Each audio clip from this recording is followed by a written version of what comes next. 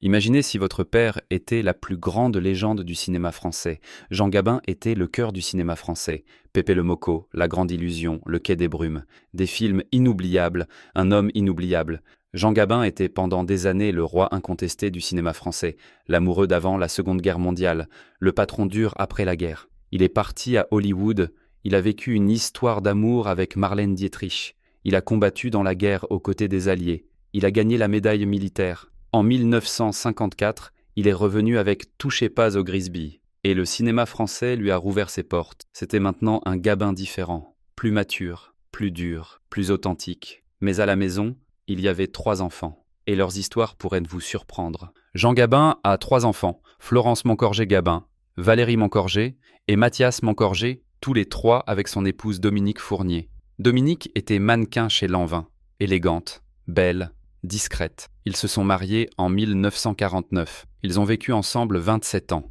jusqu'à la mort de Jean. Un mariage stable, une union harmonieuse. Les 2 premiers mariages de Jean avaient échoué, avec Gaby Basset, puis avec Jeanne Mauchin. Les 2 se sont terminés par un divorce. Mais Dominique était différente. Jean s'est enfin installé, stabilisé. Pendant que leur père était une légende à l'écran, les enfants ont grandi à la campagne normande. La Pichonnière, la Moncorgerie, de vastes terres, des haras, des fermes d'élevage.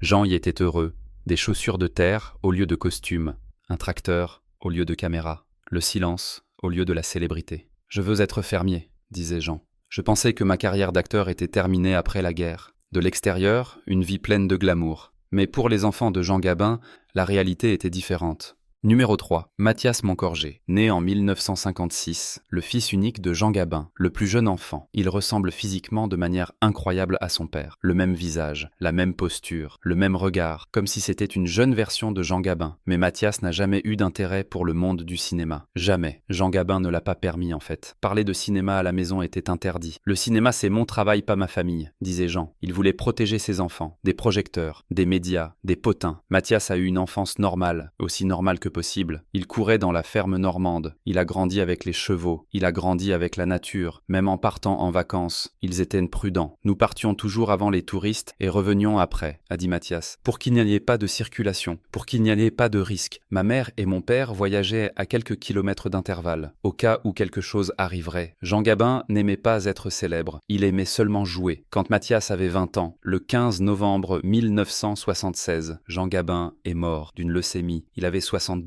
ans. Mathias faisait son service militaire sur le porte-hélicoptère Jeanne d'Arc à ce moment-là, au milieu de la mer. Il a appris la nouvelle du décès de son père. Il s'est effondré. Il avait seulement 20 ans. Il venait de terminer son service militaire et il a perdu son père. À son retour, il avait pris sa décision. Il n'entrerait pas dans le cinéma. Il continuerait la vraie passion de son père, les chevaux. Dans les dernières années de sa vie, Jean Gabin était comme un fermier. Il élevait des chevaux. Il s'occupait de la terre. La pierre s'effrite mais la terre reste, disait-il. Quand son ami proche Fernandel lui a dit « Tu dois gagner de l'argent », Jean a répondu « La terre reste, je suis un homme solide ». Mathias a grandi avec cette philosophie. Son père lui a inculqué l'amour de la terre, le respect de la nature, les vraies valeurs. De 1981 à 1995, Mathias a exploité le plus grand haras de France dans l'Orne, à Moulins-la-Marche. 14 ans, il organisait des courses à l'hippodrome Jean Gabin, l'hippodrome qui portait le nom de son père, l'élevage de chevaux, les courses de chevaux, la terre, la nature, complètement loin du monde du cinéma. En 1995, Mathias a pris une décision. Il devait consacrer plus de temps à sa famille maintenant. Il a réduit son haras. Il a commencé à travailler moins intensément, mais il n'a jamais abandonné les chevaux. Il a épousé Elisabeth Allaire. Ils ont eu 3 enfants, Mary, Clélia et Alexis. Mathias est un homme très discret, très privé. Il ne parle pas à la presse. Il n'apparaît pas dans les médias. Tout comme son père, il protège sa vie privée. Il n'a parlé que 2 fois. En 2004, quand un livre sur son père est sorti, et quand la place Jean Gabin a été inaugurée à Paris dans le 18e arrondissement, près de la rue Custine, où son père est né. Aujourd'hui, Mathias vit dans le Calvados, il a 69 ans, il s'occupe toujours des chevaux, il soutient toujours l'association Personneige. Pour les personnes handicapées mentales, l'association fondée par Lino Ventura, ami proche de son père. Et voici l'ironie, le fils de Mathias, Alexis, le petit-fils de Jean Gabin, il n'a jamais rencontré son grand-père. Il est né 5 ans avant la mort de Jean. Mais Alexis est devenu acteur, il a suivi les traces de son grand-père, il a commencé au théâtre. La paix du ménage Ménage, l'œuvre de Guy de Maupassant, sous la direction de Caroline Darnay. Je lui dois mon amour du cinéma, a dit Alexis à Télé 7 jours. Depuis mon enfance, je voulais faire du cinéma. Le fils de Jean Gabin a rejeté le cinéma. Le petit-fils de Jean Gabin a embrassé le cinéma. La vie n'est-elle pas étrange ?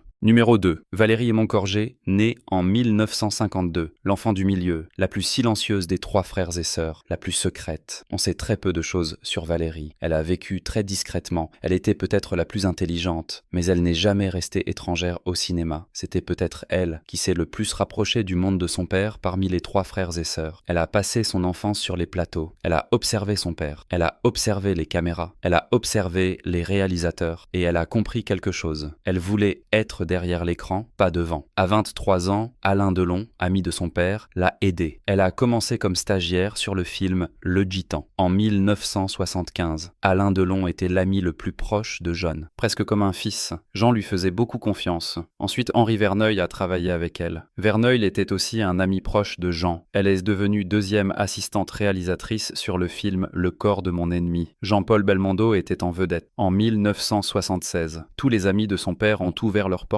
à Valérie, la fille de Jean Gabin. Ils l'ont respectée, ils l'ont aidée. Valérie a grandi sur les plateaux de cinéma. Elle a appris la technique, elle a appris le langage du cinéma, mais pas devant la caméra, derrière la caméra. Elle a décidé de devenir réalisatrice. Elle a tourné des courts-métrages. En 1981, Sigisant. En 1982, Le Point d'eau. En 1983, Forcené. 3 courts-métrages. Elle a montré sa propre vision. Elle a trouvé sa propre voie. Les critiques ont suivi avec intérêt. Peut-être que des longs-métrages allaient venir, peut-être de grands projets, mais ensuite quelque chose s'est passé. Valérie s'est complètement retirée des médias. Plus d'interviews, plus de nouvelles, plus de films. Qu'a-t-elle fait? Où a-t-elle vécu? S'est-elle mariée? A-t-elle eu des enfants? Personne ne sait. Et Valérie ne parle pas. Elle est silencieuse depuis plus de 30 ans. Peut-être était-elle fatiguée. Peut-être qu'elle en avait assez vu. Peut-être voulait-elle se libérer du poids d'être la fille de Jean Gabin. L'industrie du cinéma est impitoyable, surtout pour une femme, surtout pour la fille d'un nom légendaire. Chacun de vos pas est surveillé. Chacun de vos succès est attribué à votre père. Chacun de vos échecs aussi. Elle était peut-être la plus intelligente. La seule façon de se libérer du poids d'être la fille de Jean Gabin est peut-être l'invisibilité. Numéro 1. Florence Moncorgé-Gabin, née en 1949, l'enfant aîné, la première fille. Florence a travaillé sur les films de son père. Elle est devenue script. Elle a écrit des scénarios, elle a réalisé, elle a hérité de son père l'amour du cinéma, mais aussi l'amour de la vie rurale, des chevaux, de la nature. À 20 ans, elle a travaillé sur le film La Horse, le film dans lequel son père jouait le rôle principal. En 1970, elle a immédiatement remarqué quelque chose. La vie sur le plateau était difficile, mais être aux côtés de son père était spécial. L'année suivante, le film Le Chat. Son père jouait encore le rôle principal, avec Simone Signoret. Florence faisait encore partie de l'équipe. L'histoire tragique de 2 vieux couples, Jean Gabin et Simone Signoret, était magnifique. Florence a regardé le génie de son père chaque jour. En 1972, elle est devenue script sur le film de Michel Audiard, Elle cause plus, elle flingue. Audiard était l'un des amis les plus proches de Jean, un dialoguiste légendaire. Florence est devenue l'une des scripts les plus recherchées, professionnelle, précise, fiable. En 1973, le film Les Granges brûlées, avec Alain Delon. Pendant le tournage, quelque chose s'est passé. Florence et Alain Delon sont tombés amoureux. Alain Delon, l'ami le plus proche de son père. Jean Gabin l'aimait comme un fils. Comme mon propre fils, disait Jean. Et voilà que Florence a commencé une relation avec lui. Une relation interdite, une relation compliquée. Florence a écrit sur cette relation dans son autobiographie en 2004. Quitte à avoir un père, autant qu'il s'appelle Gabin. Si on doit avoir un père, autant qu'il s'appelle Gabin. Le livre a fait sensation. Florence a raconté sa relation avec son père. Elle a raconté sa relation avec Alain Delon. Elle a raconté des histoires secrètes. C'était un livre honnête. C'était douloureux, mais c'était aussi beau. Florence aimait son père, mais ce n'était pas un père facile. Il était distant. Il était absorbé par son travail. Il parlait peu à la maison, mais en même temps, il était protecteur. Il était plein d'amour. Il ne savait juste pas comment le montrer. La relation avec Alain Delon n'a pas duré longtemps. Florence et Alain se sont séparés, mais une amitié est restée. Le 19 août 1976, Florence s'est mariée avec Christian de Hazistrem, à Deauville, un mariage élégant. Imaginez son père là-bas, Jean Gabin au mariage de sa fille. Heureux, fier. 3 mois plus tard, Jean Gabin est mort. De son premier mariage, Florence a eu 2 enfants. Christina en 1978, Jean-Paul en 1981 Gabin. Jean-Paul est devenu acteur, comme son grand-père. Il n'a jamais rencontré son grand-père, mais il porte son nom. En 1989, Florence s'est mariée une deuxième fois, avec Jean-Louis Hayet, un ancien champion de tennis. En 1990, son troisième fils Hugo est né. Hugo est devenu musicien. Son nom d'artiste est Barabas. Florence est fière de ses 3 enfants. Ils sont tous artistes. Christina est éleveuse de chevaux. Jean-Paul est acteur. Hugo est musicien. Florence est toujours active. Écrivaine, script, scénariste, réalisatrice. Elle a 75 ans. Elle ne se repose pas. Elle essaie de préserver l'héritage de son père. Mais elle trace aussi sa propre voie. En 1982, dans le film La Boum 2, dans la scène d'équitation, elle a remplacé Brigitte Fossé. Parce que Florence était une excellente cavalière. Ce n'était pas la seule chose héritée de son père. L'amour de la vie rurale, l'amour des chevaux, l'amour de la terre. Jean Gabin voulait vivre comme un fermier en Normandie. Florence aussi. Conclusion, 3 enfants, 3 chemins complètement différents. Mais il y a quelque chose de commun dans toutes leurs histoires. Florence est entrée dans le monde de son père, mais a créé sa propre identité. Elle a écrit un livre, elle a parlé, elle a partagé ses souvenirs. Valérie a trouvé son propre chemin en silence. Elle a choisi l'invisibilité, et elle a peut-être trouvé la paix. Mathias a continué la vraie passion de son père. Pas le cinéma, mais la terre. Pas la célébrité, mais les chevaux. Aucun d'eux n'a eu une vie facile. Vivre dans l'ombre d'un père comme Jean Gabin est un fardeau impossible. Jean Gabin était le dieu du cinéma français. Pépé, le Mocco, Maigret, des rôles inoubliables, un visage inoubliable. Mais à la maison, il n'était qu'un père. Pas parfait, parfois distant, mais aimant, protecteur. Il a donné la liberté à ses enfants. Ils n'étaient pas obligés d'entrer dans le monde du cinéma. Ils pouvaient choisir leur propre chemin. Et voici ce qui est remarquable. Chacun d'eux a réussi à se libérer à sa manière. Pas parce qu'ils étaient parfaits, parce qu'ils ont eu le courage. Jean Gabin est devenu une légende à l'écran. Mais sa plus grande réussite était peut-être ailleurs. Il a donné un choix à ses enfants. La pierre s'effrite, mais la terre reste, disait Jean. Ce n'était pas juste une phrase, c'était une philosophie de vie. Les enfants Moncorgé ont hérité de la terre, pas de la pierre. Des valeurs, pas de la célébrité. Le silence de la Normandie, pas l'éclat d'Hollywood. Et ils ont planté leurs propres graines. Ils ont cultivé leurs propres arbres. Et cela a tout changé. Aujourd'hui, les enfants de Jean Gabin sont âgés. Florence a 75 ans, Valérie en a 73, Mathias 69, mais leur père vit toujours, à l'écran, dans les films, dans les souvenirs, dans le cœur du cinéma français. Et ces enfants vivent toujours, en silence, dignement, à leurs propres conditions.